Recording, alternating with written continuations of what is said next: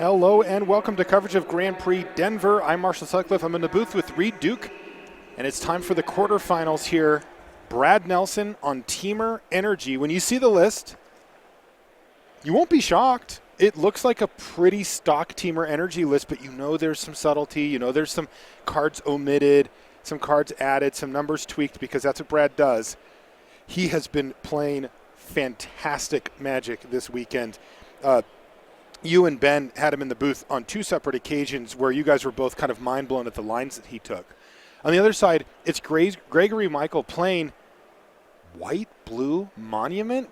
Reed, how in the world did White-Blue Monument make the top 8 of this tournament? That wasn't even considered one of the best decks. Yeah, it's a blast from the past. This is really a deck from the old standard format, pre-Hour of Devastation. Mm-hmm. But I think this is just a really open, diverse standard format that lends itself to just knowing your own deck very well, and you can do as well when you have the 8th best deck and play it well as you can when you have the best deck and play it, averagely. So why don't you break it down for us about what the game plan is? We've got a lot of people in the chat that have been with us all weekend, but on the top 8, a lot of people tune in that haven't really been keeping up on what's been happening with these decks. What's the primary game plan for each of these strategies? Okay, well, starting with Blue-White Monument, we'll note that it just put its namesake card into play. Oh, yeah, Catcher's Monument. You see it at the bottom of the screen there. Yeah, and this deck is designed to play as well as possible when Catcher's Monument is on the battlefield. Basically, the entire deck is made up of white value creatures. Many of them either have a unique ability when they're in play, like Selfless Spirit, or they have an enters the battlefield ability like Cloud Blazer, Spell Queller, Bygone Bishop to a lesser extent. But the idea is that the creatures replace themselves. They do cool things that give you control over the battlefield, and all the while you're generating clues and 1/1 warrior tokens as you cast them. So this is a deck that really spirals out of control once it gets to the mid and late game. It wants to hit its land drops, even into land number 6 and 7, and just continue playing value creatures. When it has Catcher's Monument on the battlefield, it does it much better. Okay, now on the other side of the table, Brad is playing Temur Energy. It's a much more known quantity, right? This is a deck that you will have seen before in some version or another. This is kind of what was left over after they banned Aetherworks Marvel, and people are like, well, these creatures are actually just pretty good on their own. We can fill in a few things here or there, Planeswalker, that kind of thing, and next thing you know, you just have a really good, consistent kind of value deck on your hands here. Yeah, not just a known quantity in terms of its popularity, but it's also just a very honest deck. Just simple, clean Magic. It's resembles, I said earlier, sort of like a monsters deck where Brad's looking to stick 1 or 2 big, powerful threats like Bristling Hydra and Glorybringer and sort of ride an unanswered threat to victory. It has a bit of cheap red removal to keep pace and answer particularly problematic cards like Selfless Spirit. And then it has a little bit in the middle to grease the gears like Rogue Refiner and Whirler Virtuoso. But in general, just a basic Magic deck where you're attacking and blocking, you have a little bit of removal. All right, so how do you think things have developed here? We noticed that Gregory did hit the turn 3 Catcher's Monument, which can allow for some pretty explosive follow-up plays. He ended up playing a Bygone Bishop, but he does have a rather ominous-looking 2 mana there. Cards like Spell Queller come to mind. Yeah, Marshall, this game is going great for Gregory. He was on the play. He had a great draw. There are 2 things that Gregory's looking for against Brad before anything else.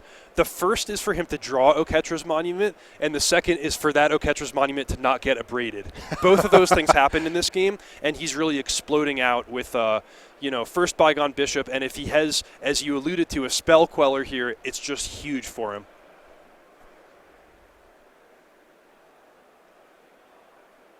All right.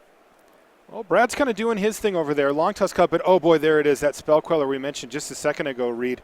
He did have it in hand, and yes, he gets to play it for just 2 mana thanks to that Catcher's Monument. So he went Monument, and then he played 6 mana worth of creatures for just 4 and got 2 free 1/1 warriors out of the deal as well. Oh my God, he's making it look easy. He casts the Spell Queller. He gets a 1/1 warrior, he gets a clue, he counters Brad's spell, he keeps the board stable, and he has Selfless Spirit to make sure nothing goes wrong. Oh, what a beating. Gregory is going to cash in one of his warriors to chump block the Cub. That keeps the energy from flowing there, and of course keeps his life total nice and high. Those are fairly expendable for him. Yeah, Brad really has his hands full here. Oh, my goodness. And he's curving right into Cloud Blazer, too. All aboard the value train. Gregory Michel. He's in the conductor's seat, and boom. He's jamming. Yeah. This one could be over quite quickly, couldn't it? Yeah, I think this is your deck for the next time you play Standard, Marshall. You are 4 not Cloud wrong. Blazers. You're not wrong. I'm into this.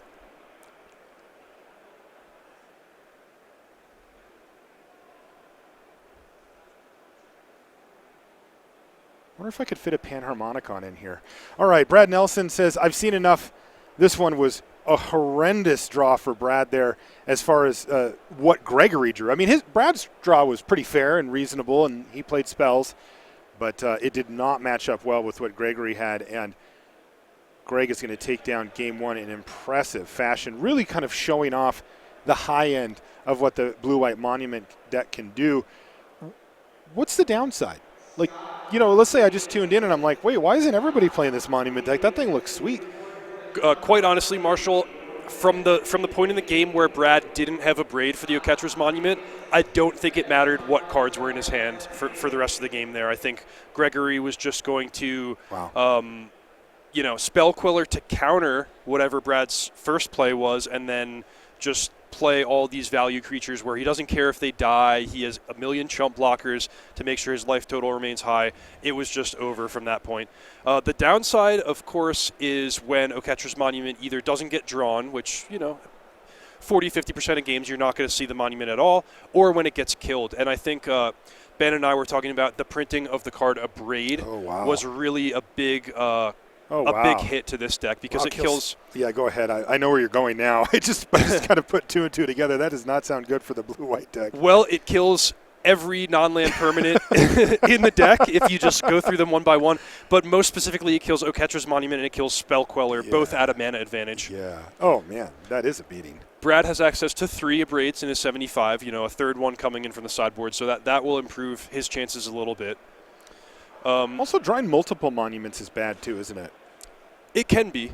I think it's so good in this deck that a lot of times you'd rather have 2 than have 0, especially since that's backup in case one dies. But, it does make for some awkward draws where sometimes you get to turn 7 or 8 and you're like, what's going on with the Monument player's hand? It's just because they have 2 redundant copies of the Monument, no creatures to cast. That does happen. Not a ton of interaction here if you look as well. Being an Oketra's Monument-based deck, well, they're going to run 4 monuments, and then they really need to try to max out on creatures. Look at that curve. Inspector, Militia Captain, Selfless Spirit, Bygone Bishop, Spell Queller, Cloud Blazer. Those are all 4s right down the line, and all creatures, every single one of them. Mm-hmm. Then 2 removal spells, 2 counter spells, and then the 3 Dust to Dawns there. Really not a whole lot of interaction happening there. No, with a deck that's so centered around Oketra's Monument, you have to have as many of your cards be creatures as possible, so that does limit the versatility of the deck a little bit. If you come up against something like, I think we saw it in round 1 yesterday, Electrostatic Pummeler, you're not going to have a lot of removal spells in your deck. You're going to be more reliant on blocking with creatures, and you can get punished for that once in a while. Does it make sideboarding awkward? It does, yeah. I mean, you want to keep your creature count very high, so you're looking to swap spells for spells or creatures for creatures. And yeah, it does tie your hands a little bit. Anything that jumps out to you here, Reed, about what Michel may bring in? Well, he has 5 pretty powerful top-end creatures in 2 copies of Linval the Preserver and 3 copies of Angel of Sanctions. That's a cool one, by the way. I think he can strongly consider those cards. They all seem like they would be pretty effective against Brad's deck, but of course he has to keep in mind mana curve, and if he's bringing those in, he might have to cut something like Dusk Dawn or Cloud Blazer, which are good in their own right. So we'll see what he does. We talked about Brad's deck. You called it a nice, clean, fair deck, and look at it. I mean, it's just 4 of all the popular energy creatures. You see the Cubs, the Servants, the Refiners, the Virtuosos, and the Hydras, just 4, 4, 4, 4, 4 right there. And then, of course, the 4 Harness Lightning, because that card is so good in this deck. And then, you see an assortment of sort of helper cards. There's Aronis, there's some Glory Bringers in there. The Attuneth Ethers, of course, are a must-play in the deck. And then a pair of each of Magma Spray, Abrade, and a couple of Sky Sovereigns kind of round out the deck here. It's pretty straightforward, right? There's nothing super fancy here. Not at all. Nothing fancy. Just efficiency in terms of mana. A lot of the creatures, well, end spells have they leave behind energy. They have value attached to them. And then, you try to win with one unanswered threat or just by sort of getting all these little advantages to add up. Must have tuned this thing beautifully to put 3 people in the top 8 with this list. Again, no sick tech. They didn't even splash for the Scarab God, which we saw some people play in a similar list doing. Michael Jacob very close to making the top 8. He lost his win and in last round with a 4-color Temur energy deck with the Scarab God. Just a minute to kill here, Reed, because one of our players just had to step away for a moment. So from Brad's sideboard, I think the Slam Dunk cards are the 1 Abrade and the 2 Tireless Trackers. A lot of the other cards in his sideboard he can well consider. Either copy of Chandra, Radiant Flames. Those are sort of cards that the game could play out in a way where those just line up beautifully, but they're a little bit off plan and they're not going to be great in every game. So I'm not sure how many of those Brad will turn to, if any. Confiscation Coup, it does something. It's a little expensive. And then I don't know how much these players will bring in counter spells against one another, but if you expect the opponent to have a lot of negates, you might want 1 or 2 of your own. So we'll see. I think a lot of flexibility on both sides of the matchup in terms of what these players sideboard. Have to mention it too. Really an incredible feat by these 2 brothers here, Corey Baumeister and Brad Nelson, have now top 8'd back-to-back GPs together. Yeah. That is just a enormously incredible. I can't even imagine what it's like to be in their seat where they're looking at each other like, did we just did this again? For one player to make back-to-back Grand Prix top 8s, that's an extremely impressive, almost like a lifetime achievement type of accomplishment. And this is like, what, times 2, times 4? They both made it together back-to-back. Yeah, Unbelievable. It is really impressive. Corey, of course, finished 2nd place at that last GP. Marshall, off the top of your head, do you remember what happened the last time you and I were in the booth together? Brad Nelson was the champion of Grand Prix Omaha. Really? I think it was Omaha. No, I didn't remember that. Oh, okay. That was you and I, huh? Yeah, that was the last time I was in the booth, was watching Brad Nelson win a standard Grand Prix. And here I am again, and here he is again. What's going on here? Well, he's got a bit of a hill to climb. Gregory Michael has won game number 1 over Brad Nelson, so Brad's got some work to do. He's going to have to win back-to-back games here just to stay alive. And I got to tell you, this is a pretty stacked top 8 too. This is no easy field. We've got Sam Pardee, fresh off of his finals at the Pro Tour. Brian Brown to win, the world champ. We have Colin Roundtree, who's playing zombies and has just been smashing. Has yet to lose a match this entire tournament. He did pick up 2 intentional draws down the stretch, but still, he hasn't actually had anybody beat him. Yeah. Zachary Keeney's in the top 8, and he's somebody who you see out at a lot of the GPs and has kind of been knocking at the door looking to make a name. Perhaps you've heard of Michael Sigrist. He's a former player of the year. Those were. This isn't right? That's after round 14. Can you hand me the regular one, please? Here's the bracket. Yeah, that's a little better. No Michael Sigrist. Sorry, Siggy. He lost his win and in. Yeah, but again, Colin Roundtree undefeated. John Rolfe, Zachary Keeney. We've got Greg Michael playing a weird deck, which is kind of cool. And then, we mentioned it a minute ago. It's really cool that Brad and Corey are in the top 8. But Corey's also really good at Magic. And like, he will probably stop Brad from winning the top 8 if given the chance. So a lot going on here. Let's see.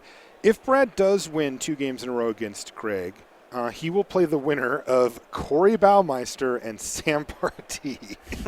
So, yeah, it is not going to be easy. But, again, he's got to focus on the task at hand here, which is to beat Michael in 2 straight games.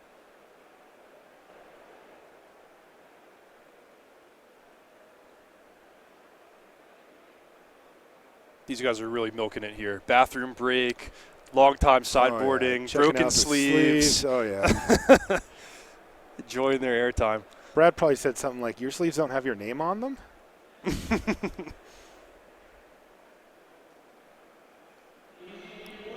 What is this, amateur hour?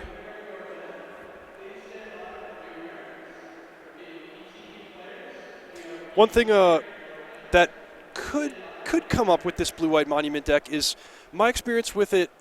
The mana's not as good as you want it to be. You would think for a 2-color deck, everything would be relatively smooth, but those allied color dual lands, the Prairie Stream and the Port Town, they do come into play tapped fairly often, and the deck also plays a lot of colorless value lands like Westvale Abbey and Sheffet Dunes.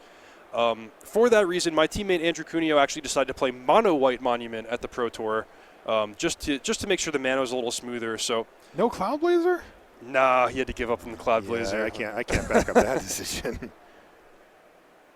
Clearly a reckless decision. All right, Brad's going to kick things off with Lumbering Falls, pass the turn over to Greg, who's got a Plains, before shipping it back over to Brad, who's got a Game Trail. What does he have on 2? Maybe a Long Tusk Cub? Be pretty ideal. Nothing? Nothing. Okay, that's not ideal. Selfless Spirit for Greg. We'll see if Brad has a burn spell here to get rid of it. He does actually have one, but he decided to use his mana to cycle that land instead. Slow out of the gates for Brad Nelson. Though he might just have an entirely different game plan after sideboarding. I think the Long Tusk Cubs and the Bristling Hydras, that's a little bit playing into the Monument players' hands. They have a lot of chump blockers. They don't really care about ground attackers. What's much more devastating against Blue-White Monument is the creatures with non-combat abilities, like Tireless Tracker. Speak of the devil, there's the Tireless Tracker. Yeah. The shields are down for Greg, so Brad knows it's going to resolve. And as we've mentioned, Greg doesn't have a ton of ways to interact with the creatures on Brad. He can easily overload him as far as threats go. The interesting part now is, does Brad have an answer for Oketra's Monument? Because we saw what happened in game number 1. Greg got to untap with the Monument, and he just went off. And if Brad doesn't have an answer pronto, that could easily happen again here as well. And even a Tireless Tracker might be too slow to deal with that. Yeah, one thing that I do see on Greg's side is only 1 Plains as white mana, which means it might be tougher for him to cast multiple creatures in the same turn. Yeah, 1 Plains and 3 basic islands, not ideal. Wow, and there it is, Cloud Blazer. Did you notice that Brad did not get a clue, though, off of his tracker? He may have just requested a clue from the judge. Okay, that probably makes. Sometimes they're not handy, but it's been a little while. Yeah, it's weird. That's weird. It's uncharacteristic of Brad to miss a trigger like that, but he hit this one. It can happen to anybody. Yeah, he did. He just missed it. Yeah. Wow, that is very not Brad Nelson-like. He's going to go for Confiscation Coup on the Oketra's Monument. Wow. Yeah, if you can't blow it up, just steal it. It's definitely not as good on Brad's side as it is on Greg's side, but the key here is that Brad is taking it away from Greg. You know what? I've put Oketra's Monument in non-white limited decks. You still get the creature. You do? It might even do something here. Of course, it's not going to reduce the cost of any of Brad's creatures. But like you said, the real important thing is that Greg doesn't have one, right? That's the key. Yeah, 5 mana Abrade might still just be a good card in this matchup.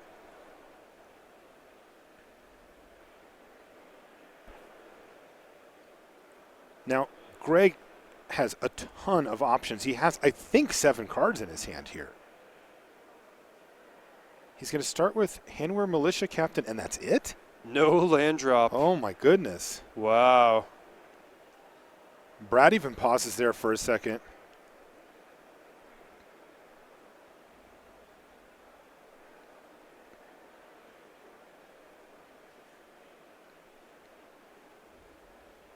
Is Brad Nelson going to be able to force a game 3 here in the quarters? It wasn't looking good for him, as Greg did get to untap with a monument, but Brad stole it, and Greg did not replace it. Priority for Brad on this turn should be to make sure the Hanweir Militia Captain does not transform. And that means killing one of the creatures, probably pointing Harness Lightning at Selfless Spirit.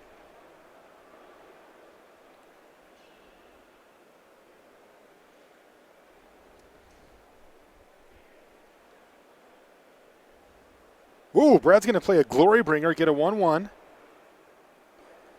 Very kind of Greg to lend him the token, but that Glorybringer certainly can make sure that at least something dies.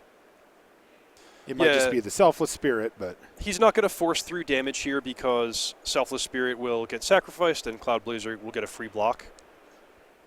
And that's what happened.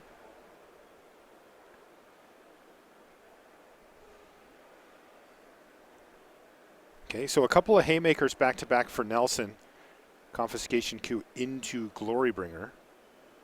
Looks pretty good. Gregory still failing to hit his land drop. He does have a way back into this game, even if he falls a bit far behind, though, and that's Dusk Dawn. Will wipe out Glorybringer and Tireless Tracker, and potentially anything Brad might play on his next turn. I would leave Gregory's board intact as well. Right now, it looks like he's stuck on 3 islands and a plains. We know he's missed his land drop. Go? I think his plan here is to try to Spell Queller whatever Brad plays and also make it a surprise 4th creature to transform the Militia Captain.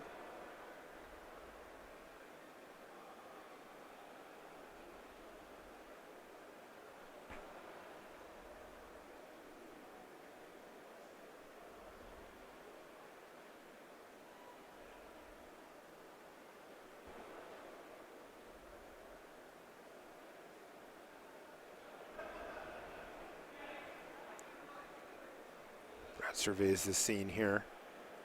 These turns are pretty important as Brad really has to try to capitalize on the fact that Gregory has no monument and seems to only be able to cast about 1 spell a turn here. One thing I know Greg does have in his hand is a Spell Queller. Wonder if he could consider playing that as just a blocker. No, he's just going to go for a double block on the Whirler Virtuoso.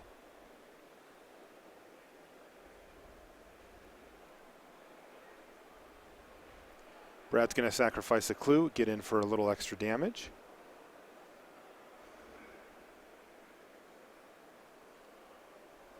And he's potentially deciding whether or not to make a Thopter token.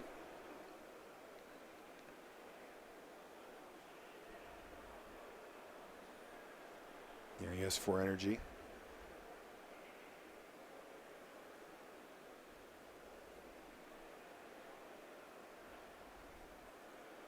Land go.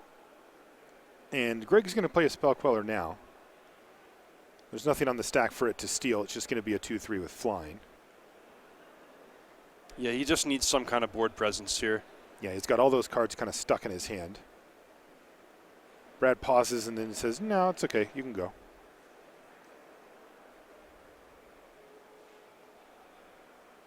Well, okay. There's a white mana source for Greg. And there it is, Dusk. Very important for him to cast this before the Glorybringer untaps after having been exerted. Right. Uh-oh. Does Brad have a way to interact? Well, not yet. He's going to sacrifice a clue here. If this happens, then wow, Tireless Tracker and Glorybringer are going to hit the bin. Also, Greg has a long-term game plan with casting Dawn at some point to get some number of creatures back. And look at this. Gregory's getting in there. Brad's finally going to use that Harness Lightning. Yeah. So Greg should have taken 1 damage off Shefet Dunes. I think he's at 14 now, or should be at 14. Yeah, he did need to use the white mana on that for sure.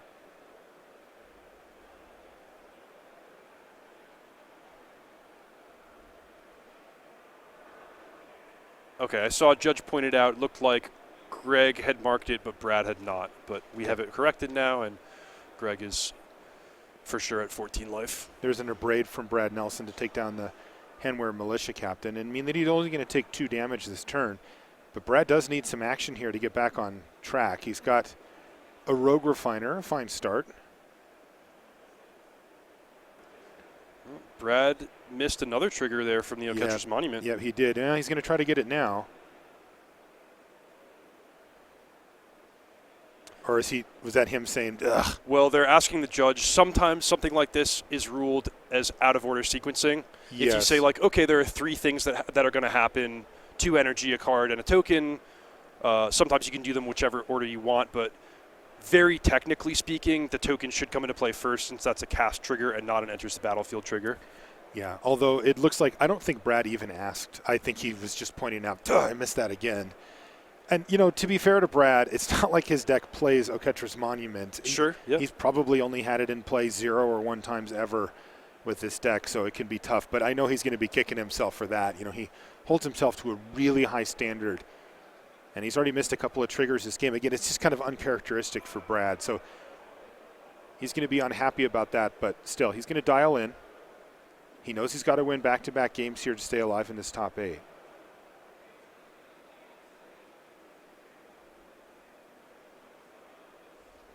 There you go. Have a little hit of the coffee.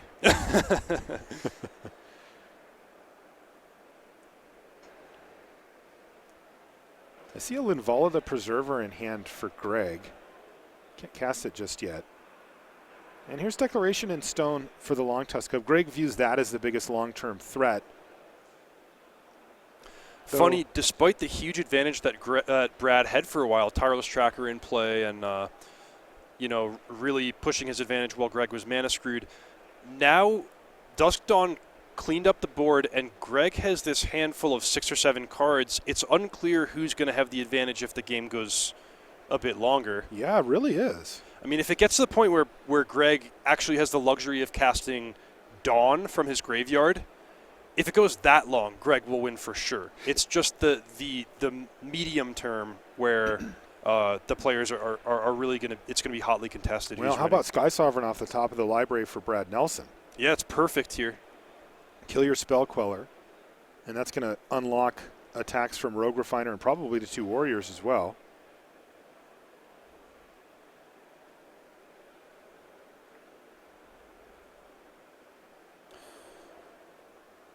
Gregory's deck is quite soft to Sky Sovereign, if you ask me. He hasn't included any copies of Cast Out, so he's really at the mercy of Sky Sovereign being activated and then stasis snaring it. Greg, you can tell he's really trying to push this game towards that extreme long end that you talked about so he can take advantage of Dawn. He just casts a Spell Queller to trade for a Rogue Refiner.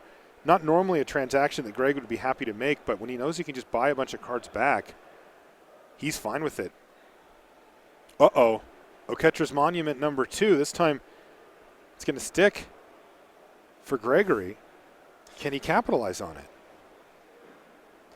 Funny, Marshall, you know, before the game started, I sort of had given the players a hard time for taking a long time sideboarding, but I think I saw Brad change at the last minute, putting in that confiscation coup, and it's been a complete game changer here. Imagine this game had gone, you know, 6 extra turns with Oketra's Monument in play on Gregory Michael's side. By the way, that got negated. Wow, look at that. BBD just knocked off the unbeatable man this weekend. Zombies with Colin Roundtree. Have a great weekend. We'll see you at the Pro Tour. But you're done. BBD has moved on to the semifinals. finally someone was able to give Colin his first loss of the tournament. A fantastic run for him, really impressive stuff. He also played very well when we had him on camera. I was really impressed by Colin. Yeah, congratulations to him. And congratulations to Brian for advancing to the semifinals. So Brad did negate that Oketra's Monument, just for the record. He has this Sky Sovereign, but he needs a creature. He needs literally any creature, and he can crew that thing up. Whoa! How about a Glory Bringer?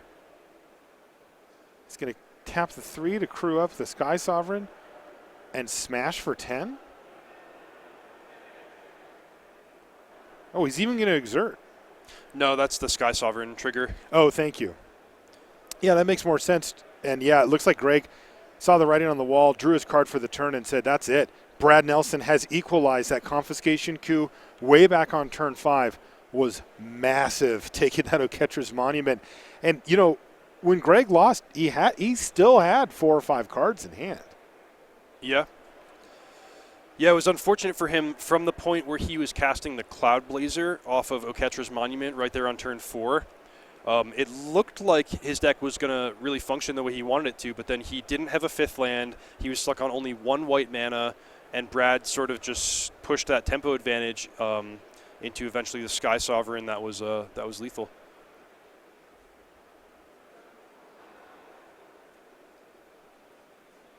One of the things I've enjoyed most this weekend is trying to puzzle out how the players are sideboarding, since seems to be a lot of flexibility in these matchups, especially with the Temur deck. You can sort of take it whatever direction you want after sideboarding.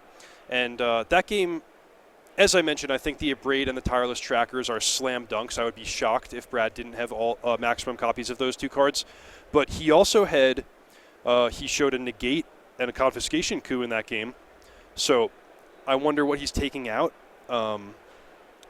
And I wonder how many copies each of those cards he's bringing in. One card that I think might be surprisingly pretty unexciting from Brad's side is Bristling Hydra. Since Gregory's deck doesn't have that much spot removal anyway, and instead has Dusk Dawn, the hexproof is just not very effective, and it's also just easy to be chump blocked by those warrior tokens.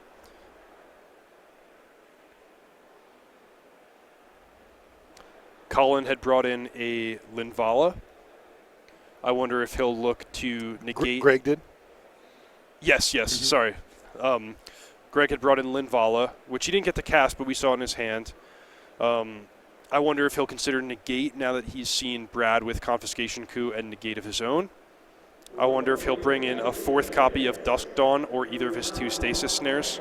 Dusk Dawn did look pretty good there. Cleared away 2 key threats and gave him a long-term game plan that he wasn't able to get to, but if he ever found himself in that spot, it would have been the game ender.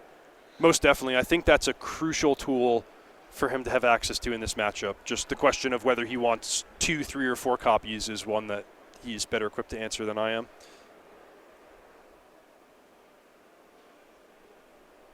Well, who's going to be, Reed? Greg on the play or Brad on the draw? I picked Team Brad when we started the match, and I'm sticking with it. All right. It is hard to not pick Brad in these scenarios. A matchup like this, from my experience, is one that tends to favor the stronger player. And I have not a bad word to say about Greg. He has piloted a deck that no other player really did well with all the way to the top 8, clearly knows his stuff, and he's played well when he's been on camera.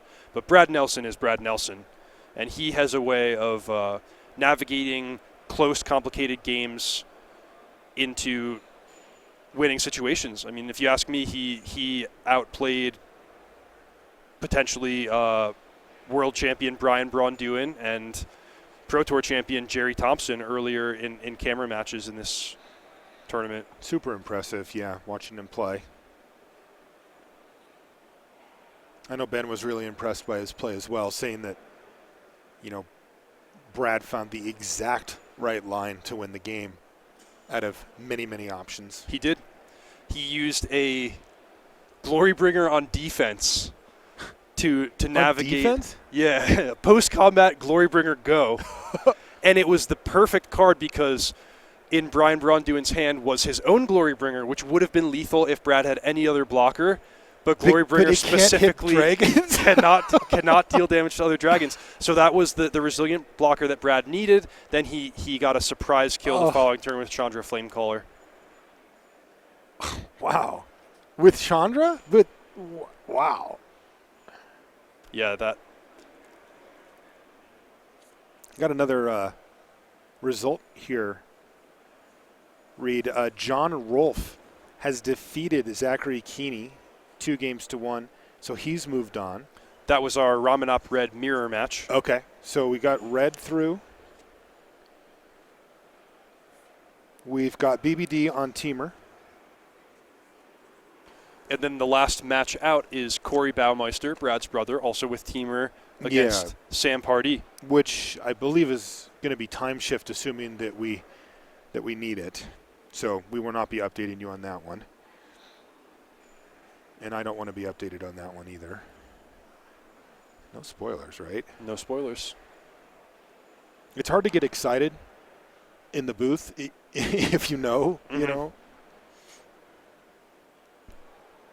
Brad's taking a mulligan, it looks like. Looks like both players, actually. Okay.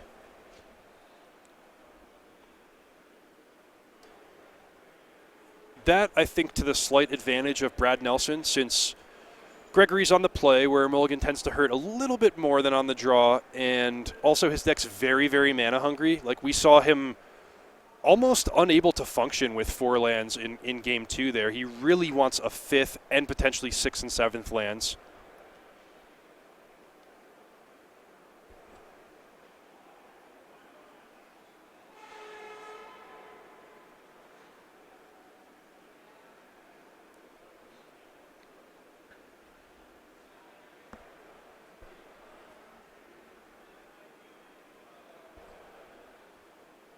All right, let's take a look at our 6-card hand for both of our players. Hopefully we get some keeps here.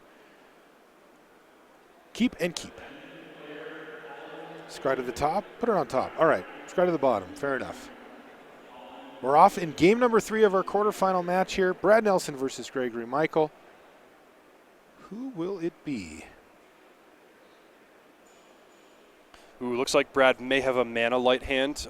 2 hints at that. 1, the turn 1 Ether Hub. 2, scrying very quickly to the bottom. Sometimes that means a player's looking for lands. Ooh, he found a pretty good one here. How about that draw? Yeah.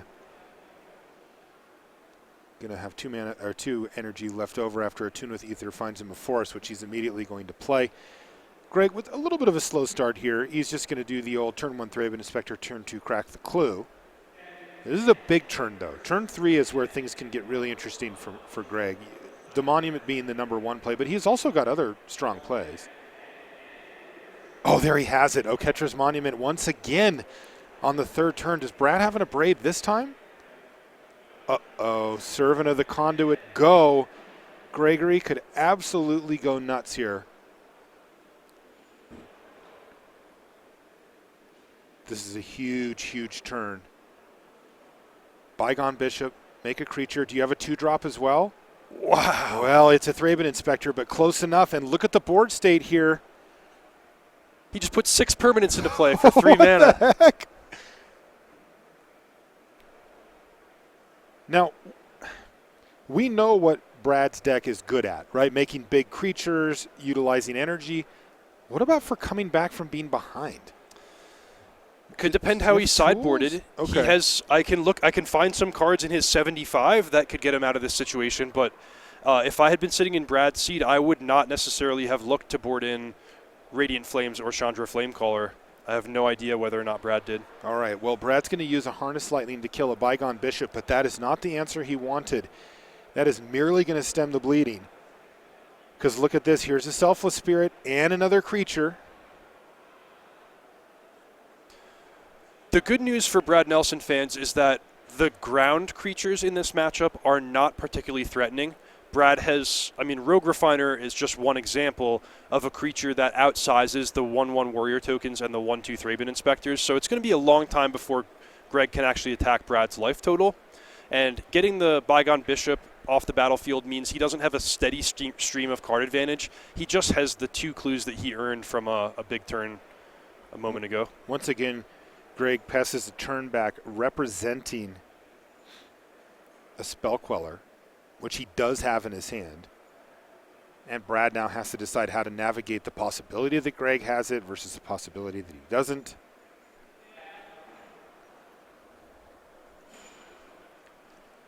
Going back to Greg's turn, Reed, would you have attacked there? No, I don't think Too early? life total is the big concern Okay. at this point. It's more about setting up a winning board state. Okay. Because he has a lot of disposable creatures on the ground, you know. The better plan, in my opinion, is to try to draw some cards and wait until he can find either Westvale Abbey or Sheffet Dunes. Oh, yeah. And Because- really utilize that big board state. Exactly, yeah. Okay. And there it is, Spell Queller to gobble up the Whirler Virtuoso from Brad Nelson. This one is quickly spiraling out of control. So Brad's best way to get back into this is to use a spot removal spell on the Selfless Spirit and then have some kind of board sweeper to follow up the turn later, Radiant Flames or Chandra Flamecaller. Again, I wouldn't necessarily name those as go-to sideboard cards, but if Brad does have them, that's a way to win this game. Okay. The good news also for Brad Nelson fans is that Greg is currently out of gas. He has another copy of Oketra's Monument and a Dust to Dawn in hand, neither of which are particularly appealing at this point. Oh, Brad with a cool play. He used Harness Lightning actually on the Spell Queller, but that did still prompt Gregory to use his Selfless Spirit. Mm-hmm. Brad with the big pump fake on the attack decides, nah. And the reason you'd pointed at the Selfless Spirit rather than the Spell Queller is that once Greg sacks the Spirit, then Brad can say, okay, I'll just bank my 3 energy.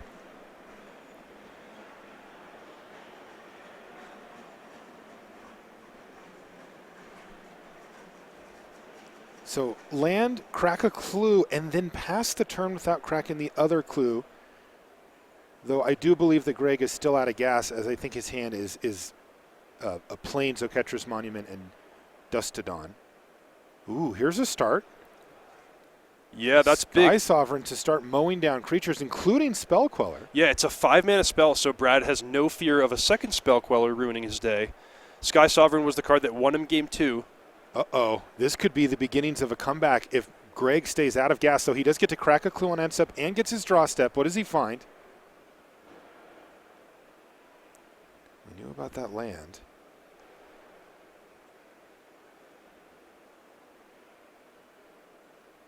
He found a Sheffet Dunes, though he decided to play the Plains this turn. So he doesn't have an eye for activating it, and he's just passed the turn back again. Is he really out of gas?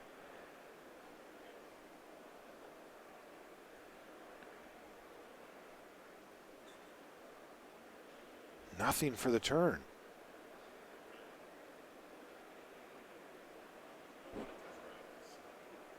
Oh, he does have a good play for this turn, though. What I is see it? him shuffle to the front of his hand Stasis Snare, which is okay. one of his 2 ways to get Sky Sovereign off the battlefield. He's going to wait for Brad to crew it up just for efficiency reasons. Get it into a creature mode. And then snipe it with that Stasis Snare before it attacks.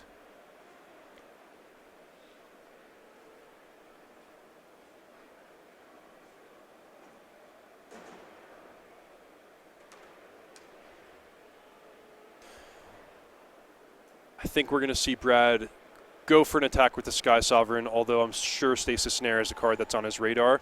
He has a negate, which that seems the best way to use negate in this board state is just to protect the Sky Sovereign. He's not that worried about a Dusk Dawn. Especially if he has a Sky Sovereign, right? Exactly.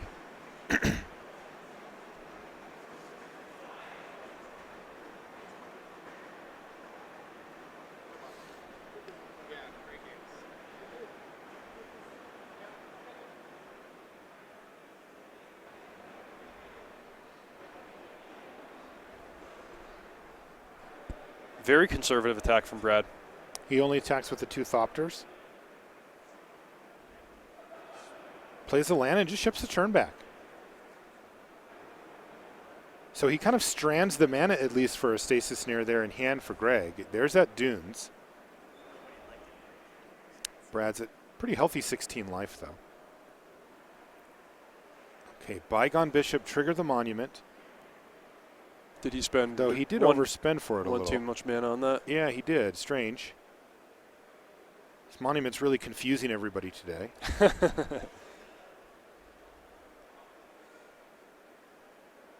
He very well may want that mana. Probably not.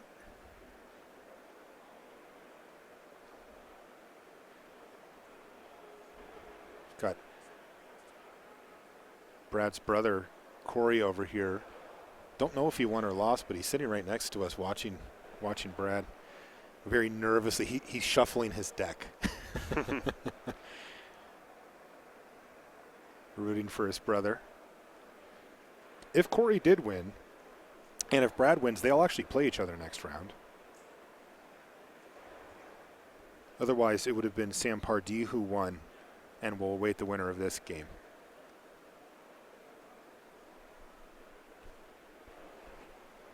Actually, I just got a little birdie in my ear that says there's no more matches outstanding. So this will be our live coverage, and we're not going to do a time walk because we're going to go right into the semis. And I can tell you, yes, Corey Baumeister did defeat Sam Pardee. And he is nervously awaiting because if Brad wins, he's going to be playing in the next round. So you're telling me if Brad wins, these three teammates are going to take 3 out of the 4 top positions? Grand Prix Denver? I somehow am telling you that, yes. And there's Negate. Corey just jumped out of his seat. He's real excited about that because this is Brad smashing in, killing the Bygone Bishop. And I'm not kidding. Corey's jumping around over here. I see a sideboard card in Brad's hand. It's Radiant Flames. If I were in his shoes, I would cast it for fear of Westvale Abbey. Now, what can Brad cast it for strategically? Like, 2's enough, right? Yeah, I mean, it would be for 1, I think. You would do it for 1 and leave your... Basically, if he did it for 2, he'd get to keep his Whirler Virtuoso, and everything else would die. Yeah, so the question is, do you want to trade Rogue Refiner and Servant of the Conduit for 2 Thraben Inspectors? Heck no. Yeah, not a good trade at face value. Maybe you could construct some reasons why you'd want to do that. But I think especially with Sky Sovereign needing to be crewed, you want to leave the Rogue Refiner out there. But I would definitely be afraid of Ormondal in this board state. It's one of the only ways that Gregory can beat Sky Sovereign. Absolutely. And that's the kind of card that's the kind of play that can come out of nowhere if you're in Brad's seat. He's going to Rogue Refine. Does that mean that he's not, or does he have a land drop? No, he's not going to cast it, so he's going to pass the turn back over to Greg. Greg still has Dustodon and Oketra's Monument in hand. What else did he draw?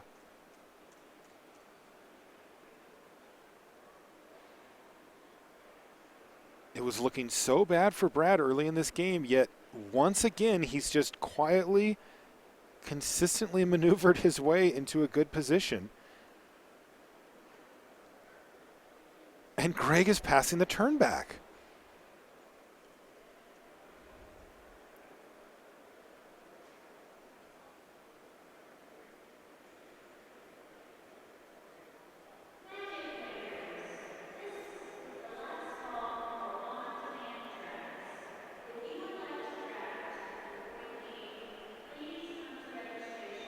Brad's lining up his creatures. He hasn't even drawn his card yet.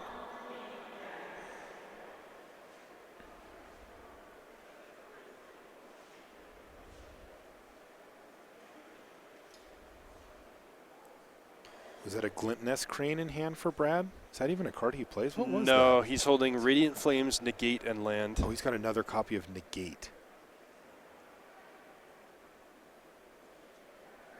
So what is he thinking about now, Reed?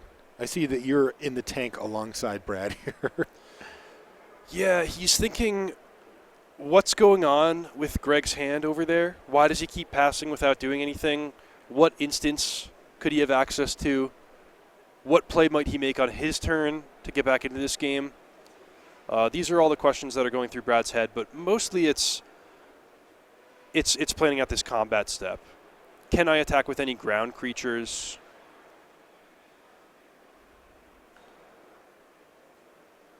Should I cast Radiant Flames before combat, after combat, or not at all?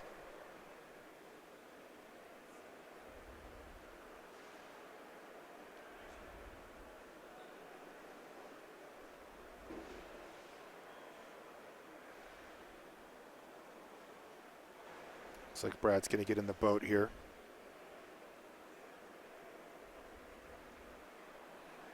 And as good as Sky Sovereign is at killing creatures, its primary job here is to kill Greg.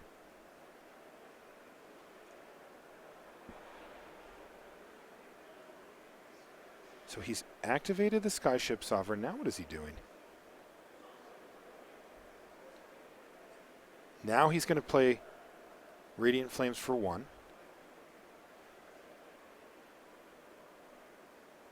To wipe away all the warriors.